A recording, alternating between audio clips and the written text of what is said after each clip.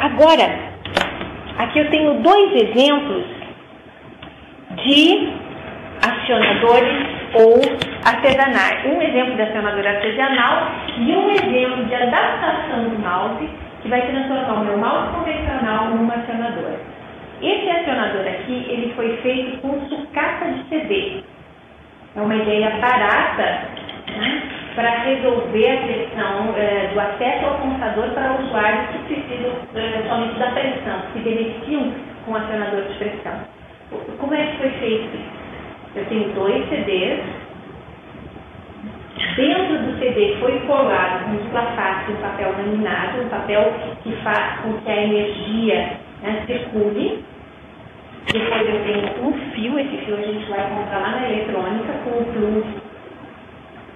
Na outra ponta o fio está desencapado e nós colamos, né, sobre o fio desencapado, o fio está em contato com o papel laminado, o velcro positivo e o velcro negativo.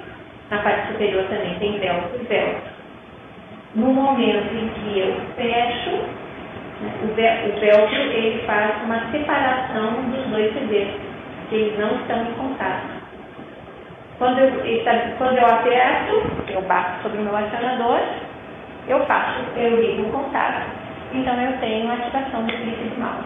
Ele é muito simples e funciona, né? Claro que às vezes a gente tem que experimenta, não dá muito certo, aí ajusta direitinho, vê se não ficou nada em contato, enfim, posiciona, aqui ele está com uma fita de sulfato, eu posso colar em um lugar específico onde o usuário tem acesso, mas é uma ideia, né, barata e possível de se fazer uma acionadora artesanal. E a outra ideia é uma ideia simples também de utilizar uma caixinha. Isso aqui é um álbum de fotografia, a gente compra aí na loja de 1099 ou em lojas de fotografia. Então, um álbumzinho de capa dura, né? Nós retiramos de dentro a parte dos saquinhos plásticos que receberiam a fotografia e foi feito, então, com espuma, recortada exatamente do tamanho do mouse, o local do mouse ser encaixado.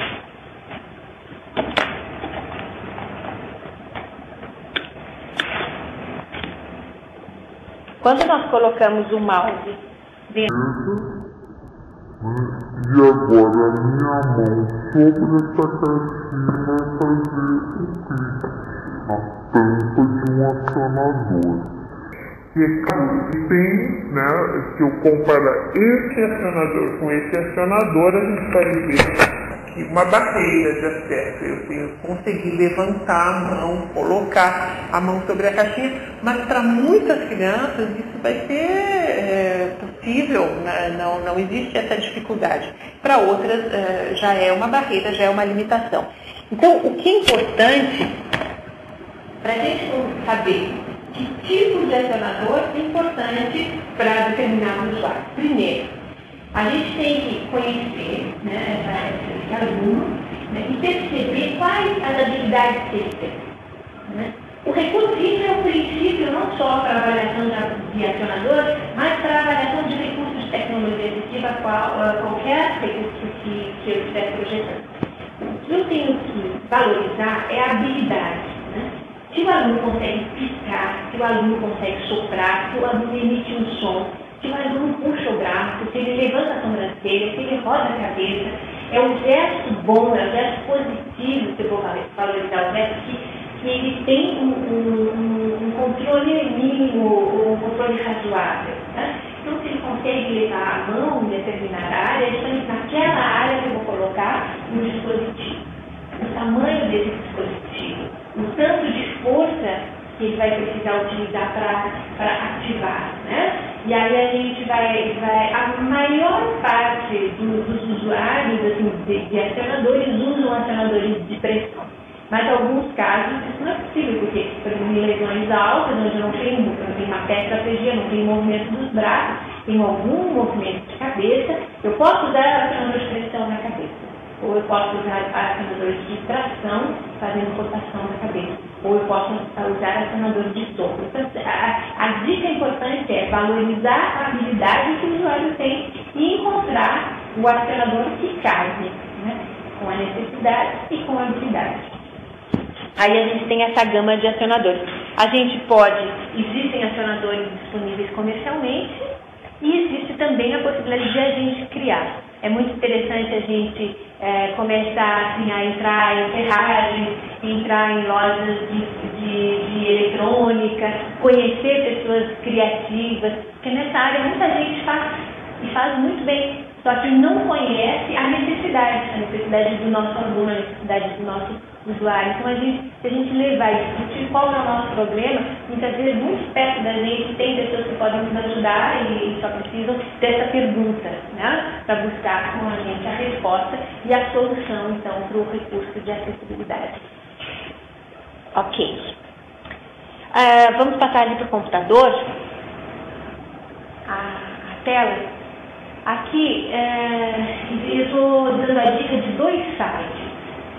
Num dos sites, a gente vai ter receitas de como construir acionadores artesanais, que a gente vinha falando. Isso pode nos ajudar, né, e despertar em nós criatividade para outras situações, no momento que a gente valoriza habilidades diferentes dos nossos alunos. Então, o primeiro site é o www.tecnologiaassistiva.com.br. Esse é um site de uma terapeuta ocupacional do Rio de Janeiro, chamada Miriam Pelose, e ela tem, então, ali algumas alternativas, algumas receitas, né, de como a gente pode construir acionadores artesanais.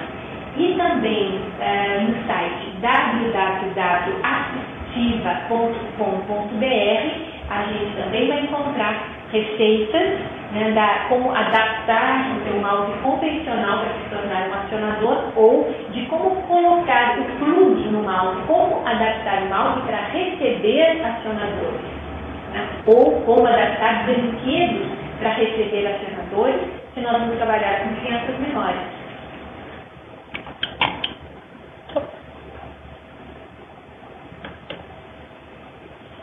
Então, essa próxima tela, ela ilustra ou ela resume aquilo que a gente estava falando de como escolher um acionador. Então, observar a habilidade do aluno, se é bater a mão ou outra parte do corpo, se é puxar, se é virar ou se é ficar. Escolher um acionador que valorize a habilidade de colocá-lo próximo e na parte do corpo que fará a ativação da chave. E escolher um software. No primeiro momento de avaliação, a gente não pode escolher um software que exija competências como deslocamento do cursor, mais ativação, de começar uma avaliação colocando mais de um acionador ou 4 acionadores para direcionamento, mais um.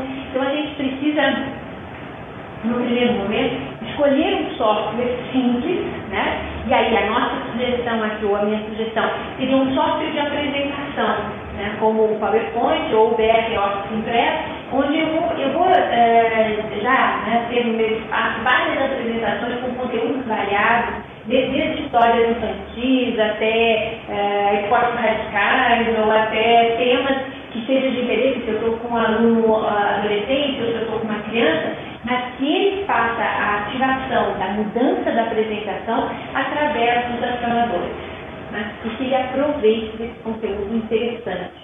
Isso é importante. Depois eu dou aqui a dica de um outro software, que é um software gratuito, que está traduzido. Ele é um software da Inglaterra, de uma empresa que tem feito e disponibilizado vários softwares de acessibilidade. E tem software específico para o desenvolvimento de habilidades com o uso do acionador. Então, ele tem uma série de apresentações muito bonitas, no sentido da imagem que vai surgir, do movimento e do som, né? E ele tem uma progressão, onde tem desafios para o desenvolvimento de ativação a partir de 3 toques, de 4 toques, de 5 toques, também o tiro ao alvo, né? Eu tenho um momento certo para ativar, então eu tenho um bonequinho ou um carro que vai andando e tem um buraco na estrada, eu não posso deixar que o carro caia, então eu tenho um momento certo para que ele ative, senão o carro cai, né? Ou o elevador está descendo, tem que andar certo, ele precisa descer, ele precisa ativar no momento certo. Então, em cada etapa desse software vai desenvolvendo uma complexidade, então, ou um passo adiante, traz uma complexidade que dá um passo adiante na habilidade do acionador. E o último estágio é o estágio da varredura, onde começa com varredura de 2 imagens para que faça ativação de uma, ou a varredura de 3 imagens, enfim, e começa a introduzir nesse aluno esse conceito da varredura que vai ser fundamental, né, para o teclado virtual, de necessitar de um teclado virtual com varredura para a produção da escrita depois.